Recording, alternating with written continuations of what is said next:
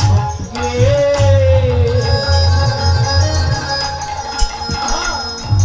বিপিন বিহারী রঙ্গে সুবল করিয়া সঙ্গে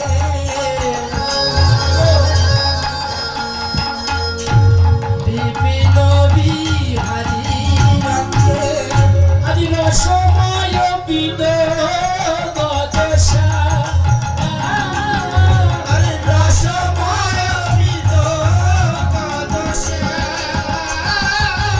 আজি রসময় বিনোদ দেশা। ও মাইনা, এত কথা বলতে বলতে একটা কথা ভুলে গেছি। আমার একজন দাদা ভবতোষ দা, ওই এসে আমাকে 100 টাকা দান করে গেছে। ও 100 টাকা আমাকে দান করে গেছে, আমি জানি না কোন মনোবাঞ্ছা নিয়ে ও আমাকে দান করেছে। তো দেখুন, আজকে আমার পরম পাওয়া, অনেক জায়গা থেকে অনেক অর্থ পাই, কিন্তু আপনাদের কাছ থেকে এই যে ভালোবাসা পেয়েছে, এটা অর্থ নয়, এটা আমার পরম আশীর্বাদ।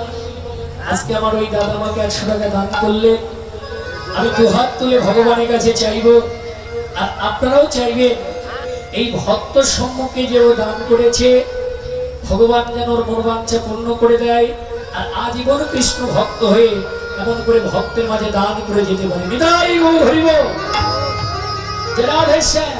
তো দেখুন আজ কি করেছে, সুবল করিয়া সঙ্গে বিপিন বিহারী রঙ্গে সুবল করিয়া সঙ্গে বিপিন বিহারী রঙ্গে সুবল করিয়া সঙ্গে বিপিন বিহারী রঙ্গে সুবল করিয়া সঙ্গে বিপিন বিহারী রঙ্গে আজি রসময় রসময় বিনোদ দেশা রসময় বিনোদ দেশা জয় বলে আর রসের কথা, জয় বলে আর রসের কথা জয় বলে আর রসের কথা, জয় বলে আর রসের কথা ওই চশমা চকি দেওয়া বোন কি কথা বলছে? বলে আমার এই গ্রামে বাড়ি না, আমি ঠিক জানি না। কার কথা বলছে গো? একটু মন দিয়ে শোনো, বুঝতে পারবে।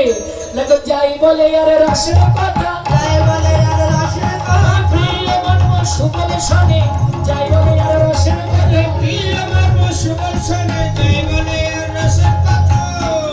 এই যে মামা, একসঙ্গে যদি দুই বন্ধু যায়, সেখানে কি বেরসের কথা হয়? সুবল আর কৃষ্ণ মরম সখা, শুধু সখা নয়, একেবারে বেস্ট ফ্রেন্ড। তাহলে এত অন্তরঙ্গ মানুষ একসঙ্গে যাচ্ছে দুজন বনভ্রমণে, সেখানে কি বেরসের কথা হয়? তো যাচ্ছে আর রসের কথা বলছে, এটা হলো জাগতিক। কিন্তু যদি তত্ত্বের দিকে দেখো, কৃষ্ণ ভগবান আর সুবল ভক্ত, ভক্ত আর ভগবান যদি একসঙ্গে যায়, সেখানে কি কথা হয়? দেখো, যাই বলে আর ভজন কথা, জয় বলে আর ভজন কথা, যাই বলে আর ভজন কথা, জয় বলে আর ভজন কথা, প্রিয় মর্ম সুবল শোনে, যাই বলে আর ভজন কথা। প্রিয় মর্ম সুবল শোনে, জয় বলে আর ভজন কথা। এই যে ও দিদিমা, ও ভজনের কথা হোক আর রসের কথা হোক, কথাটা কি কথা গো? কার কথা বলছে? ওটা ভজনের হোক আর রসের কথা হোক, কথাটা কি জানো? দেখো, যাই বলে আর রাধার কথা, জয় বলে আর রাধার কথা, যাই বলে আর রাধার কথা, জয় বলে আর রাধার কথা, ওই প্রিয় মর্ম সুবল শোনে, যাই বলে আর রাধার কথা। প্রিয় মর্ম সুবল শোনে, জয় বলে আর রাধার কথা। ও মাসি, ও মাসি, চলে যাচ্ছে, চলে যাচ্ছে। উনি শুধু বলছে, দিদি চল যাই, একটু পরে আর জায়গা পাওয়া যাবে কি? এটা কিন্তু আমাদের অঞ্চলে হয়। শুধু প্রসাদের সময় হবে, দেখবেন আসরের লোক আর না থাক আর না থাক, প্রসাদের জায়গায় যেয়ে 5 জনের জায়গায় 10 জন বসবে, ঠিক আছে? একসঙ্গে পেট প্রসাদ পেয়ে নেবে। কিন্তু একটা কথা বলে যায়, ভোজনের লালসাকে পরিত্যাগ করে, ভোজনের লালসাকে পরিত্যাগ করে কৃষ্ণ ভজনে যারা মতি রাখতে পারে, গোবিন্দ কৃপাটা কেবল তাদেরই হয়। ভোজন তো হবে, ভোজন প্রত্যেক দিন হয়। আজকে ভজন করে তবেই ভোজন হবে। লীলা শেষ হলে, একটা লীলা পূর্ণ হলে এটা ওখানে প্রসাদই হয়। আর ওই প্রসাদ যদি পাওয়া যায়, দেহের সমস্ত রোগ ব্যাধি দূরভূত হয়ে যায়, যায় না? আগেরকার দিনে আমি বলতে শুনেছি, অমুক যোগ্য বাড়ির প্রসাদ খেলে রোগ ব্যাধি ভালো হয়ে যায়, কথা বলতো না? আমার বলতো না যে অমুক জায়গার প্রসাদ খেলে রোগ ব্যাধি ভালো হয়ে যায়? তো একদিন প্রসাদ খেলে যদি রোগ ব্যাধি ভালো হয়ে যায়, প্রত্যেক দিন যদি প্রসাদ খাওয়া যায়, রোগ ব্যাধি কি আর দেহে হয়? প্রসাদী করে খাওয়া যায় না? একবার খাওয়ার আগে যদি বলি গোবিন্দাই নমঃ, কি গো শোনো গো মা, ওই গোবিন্দ নামে যদি নিবেদন করে পাওয়া যায়, ওই গোবিন্দের নামে যদি বিষ নিবেদন করা হয়, ওই বিষও অমৃত হয়ে যায়। তাই যদি গোবিন্দ নামে প্রত্যেকদিন সেবার আগে নিবেদন করা হয়, ওই খারাপ সেবাটাও ভালো শুদ্ধ হয়ে যায়। ভগবানের নামে বিষ নিবেদন করলে অমৃত হয়, আমি বললাম আর আপনারা মেনে নিলেন, তাহলে কেমন একটা হয়ে গেল না? এর বললে মেনে নিলে হবে না, একটু জেনে মিলিয়ে নিতে হবে। ভগবানের নামে বিষ নিবেদন করেছিল কে জানেন? ভগবানের নামে বিষ নিবেদন করেছিল কে? যেটা অমৃত ভাবে সেবা করেছিল। বাহ বাহ বাহ বাহ, আমার ওই মাসিমা বলে দিল প্রহ্লাদ, মাঝে মাঝে আমার কীর্তন শুনতে যায়। কি গো, তাহলে প্রহ্লাদকে বিষ নিবেদন করেছিল না কে? হিরণ্যকশিপু যখন দেবতাদের সঙ্গে যুদ্ধ করবার জন্য ভগবানের সৃষ্টিকর্তা ব্রহ্মা,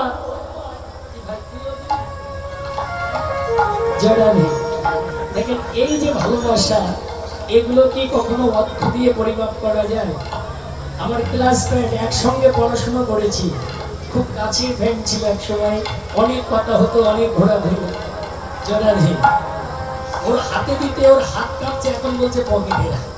সারা জীবন ধরে কোলাকুলি পড়ে গেল, এখন গায়ে মারতে ভয় পাচ্ছে, বলে তো কি করা যায়?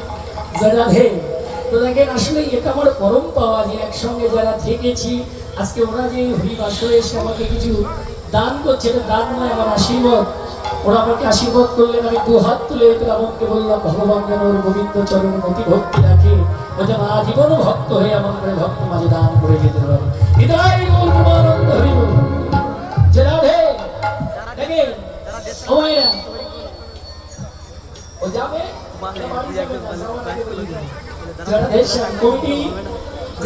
যে নিবেদন রেখেছে আমি বলে যাবো, একটু পরে বলছি, আপনারা মাইন্ড করবেন, আমি বলে দেবো, একটুখানি কথাটা বলে নিই তারপরে বলি। তো দেখেন, ভগবানের নামে বিষ নিবেদন করে অমৃত হয়েছিল কখন? না যখন ওই যে ব্রহ্মার বরপুত্র প্রহ্লাদ জগতে এলো, হিরণ্যকশিপুর ওই দেবতাদের সঙ্গে যুদ্ধ করবার জন্য প্রহ্লাদকে তৈরি করলো। কিন্তু কৃষ্ণময়ী, কৃষ্ণ যার ভিতরে বাহিরে, যাহা যাহা নেত্রে পড়ে তাই কৃষ্ণ স্ফুর। এই কৃষ্ণ নামের এমনই ক্ষমতা, এই কৃষ্ণ নামের এমনই কৃপা, এই কৃষ্ণ নাম ভালো লাগুক আর না লাগুক, যদি কেউ বারবার বারবার কৃষ্ণ নাম কানে শ্রবণ করে, এই কৃষ্ণ নাম শ্রবণ করতে করতে দেহটা কৃষ্ণময় হয়ে যায়। আর কৃষ্ণময়ী, কৃষ্ণ যার ভিতরে বাহিরে, যাহা যাহা নেত্রে, নেত্র মানে নয়ন, নয়নে যা দেখে তাই কৃষ্ণ স্ফুর। তো এই প্রহ্লাদ যখন জগতে আসবে, দেবরাজ ইন্দ্র জানতে পারলো যে কয়াদুরের গর্ভে এমন সন্তান আসছে যে জগতে ভূমিষ্ঠ হলে স্বর্গমত্ত পাতালে এমন কেউ নাই যে ওই প্রহ্লাদকে বধ করবে। তো দেবরাজ ইন্দ্র চিন্তা করলো জগতে ভূমিষ্ঠ হওয়ার আগে ওর বিনাশ করতে হবে। তাই দেবরাজ ইন্দ্র ওই কয়াদুরকে সপ্তম মাস গর্ভ বয়সে, মা কথাটা মনোযোগ দিয়ে শুনবে, খুব তথ্যের কথা, বলার ইচ্ছা ছিল না যে আমি আলোচনা করতে আজকে আসে নাই, কিন্তু সারা বাংলাদেশে কথা শোনার জন্য আমাকে নিয়ে যায়। আমি এলাকায় এসে কথাগুলো না বলে থাকতে পারলাম না, একটুখানি বলে যাই। তা শুনো, এই যে দেবরাজ ইন্দ্র চিন্তা করলো জগতে ভূমিষ্ঠ হওয়ার আগে প্রহ্লাদকে মারতে হবে। তাই সপ্তম মাস যখন গর্ভ বয়স, ওই কয়াদুরকে হরণ করে নিয়ে যাচ্ছে স্বর্গের পথে দেবরাজ ইন্দ্র। স্বর্গের পথে যখন হরণ করে নিয়ে যাচ্ছে, পথপথে বাধা দিয়েছিল কে? নারদ মুনি। ইন্দ্র, তুমি না দেবতাদের রাজা, আর তুমি দেবতাদের রাজা হয়ে তোমার এত বড় অনাচার, তুমি দেবতাদের রাজা হয়ে এত বড় ব্যভিচার, তোমার সঙ্গে যুদ্ধ করবে ওই কয়াধুরের গর্ভের সন্তান। ওই মা তো কোনো অন্যায় করেনি, ওই নারী তো কোনো অপরাধ করেনি, ওকে কেন তুমি হরণ করেছো? দাও, ওকে দাও আমার কাছে। তুমি এত বড় অনাচার, এত বড় ব্যভিচার করতে পারো না। ও মায়েরা, ওই কয়াধুরীকে নারদ মুনি নিয়ে গেল আশ্রমে। কয়াধুরীকে বলেছিল, মারে যতদিন তোর সন্তান জগতে ভূমিষ্ঠ না হবে